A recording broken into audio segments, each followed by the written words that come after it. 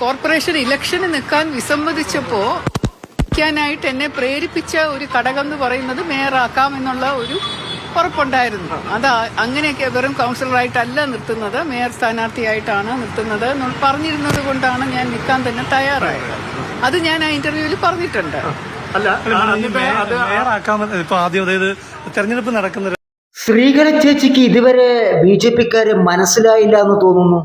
Very bad പസംഗ, fraud പസംഗ Sreelekha ചേച്ചി. പണ്ട് 50 രൂപയ്ക്ക് പെട്രോൾ തരാന്ന് പറഞ്ഞിട്ട് എന്നെയും പറ്റിച്ചിട്ടുണ്ട് ഈ BJP-ക്കാര്. ഇതുവരെ 50 രൂപയ്ക്ക് പെട്രോൾ അടി. ശ്രീകല ചേച്ചി പാദസേവ നടത്തി അവസാനം മൂഞ്ചി അല്ലേ? എന്ത് ചെയ്യാൻ പറ്റും? കുറെ കാലം കാക്കിയിട്ട് ജനങ്ങളെ പറ്റിച്ചതല്ലേ ശ്രീകല ചേച്ചി. ഇപ്പോ തിരിച്ചടി കിട്ടി തുടങ്ങി അല്ലേ ശ്രീകല ചേച്ചി?